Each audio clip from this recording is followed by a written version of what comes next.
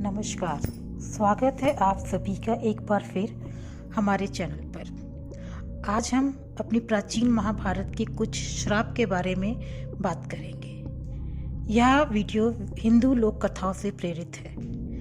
ये कहानियाँ हजारों साल पुराने धार्मिक ऐसे ही महाभारत काल से चले आ रहे श्राप जो आज भी हमारा हिंदू समाज भुगत रहा है।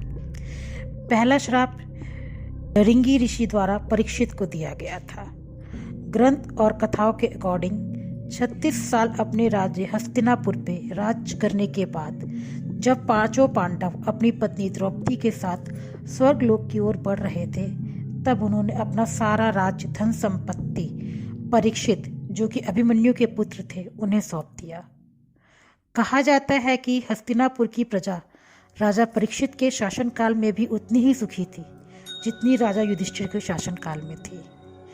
एक दिन राजा परीक्षित जंगल में रोज की तरह आखेट खेलने गए। तभी उन्हें वहां एक ऋषि दिखाई दिए जो कि अपनी तपस्या में पूरी तरह से लीन थे।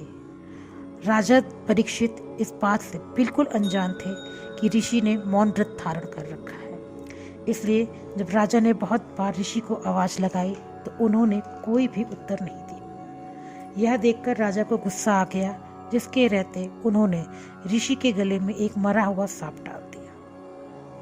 वहीं मौजूद ऋषि के पुत्र को जब इस बात का पता चला तो उन्होंने राजा परीक्षित को श्राप दे दिया कि आज से 7वें दिन के पश्चात राजा परीक्षित की मृत्यु तक्षक नामक सांप के डसने की वजह से हो जाएगी। और ऐसा ही हुआ।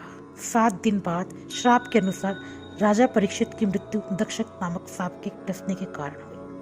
और यह माना जाता है कि उसी के बाद कलयुग की शुरुआत हो गई और आज हम सब इसी कलयुग को इसी श्राप के कारण भोग रहे हैं। दूसरा श्राप श्री कृष्ण ने अश्वत्थामा को दिया था। महाभारत युद्ध के लास्ट दिन जब अश्वत्थामा ने धोखे से पांडव पुत्रों का वध कर दिया, जब इस बात का श्री कृष्ण और पांडवों को पता चला, तब वह सब अश्वत्थामा का पीछा करते हुए महर्षि वेदव्यास के आश्रम पर पहुंचे।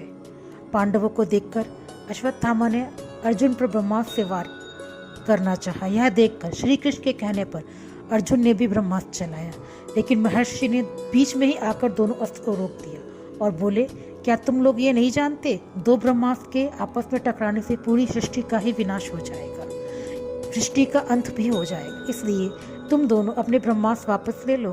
तब अर्जुन ने अपना ब्रह्मास्त्र वापस ले लिया, लेकिन अश्वत्थामा बोले, मेरे गुरु ने मुझे ब्रह्मास्त्र वापस लेने का ज्ञान नहीं बताया, इसलिए मैं इसे वापस नहीं ले सकता। इसके बाद अश्वत्थामा ने ब्रह्मास्त्र की दिशा डायरेक्शन चेंज कर दिया और उसे अभिमन्यु की गर्भवती पत्नी उत्तरा के गर्भ की ओर कर दी। इसलिए भगवान श्री कृष्ण ने अश्वत्थामा को श्राप दिया कि तुम 3000 वर्षों तक इसी पृथ्वी पर भटकते रहोगे और किसी भी स्थान पर किसी भी पुरुष के साथ तुम्हारी बातचीत नहीं हो सकेगी। तुम्हारा शरीर से हमेशा रक्त की गंध निकलेगी, जिसकी वजह से तुम मनुष्यों के बीच नहीं रह सकोगे। आज भी यही माना जाता है कि अश्वत्थामा आज भी जीवित है और कहीं भटक रहे हैं। दूसरा श्राप प्रसिद्ध ग्रंथ महाभारत के अनुसार जब युद्ध समाप्त हुआ तो माता कुंती ने पांडवों के पास जाकर उन्हें यह रहस्य बताया कि कर्ण उनका भाई था। सभी पांडव इस बात को सुनकर बहुत दुखी हुए। युधिष्ठिर ने विधि विधान अनुसार कर्ण का अंतिम संस्कार किया और शोकाकुल होकर माता कुंती के पास गए। तो उसी क्षण उन्होंने समस्त स्त्री जाति को यह श्राप दे डाला कि आज से कोई भी स्त्री किसी भी प्रकार की गोपनीय बात का रहस्य नहीं छुपा पाएगी। उम्मीद करते हैं कि आपको आज का वीडियो पसंद आया होगा। अगर पसंद आया है तो अपने परिवार और दोस्तों को शेयर करें, लाइक कमेंट्स करके हमें बताएं। आगे ऐसी ही और वीडियो देखते रहने के लिए सब्सक्राइब करें। धन्यवाद।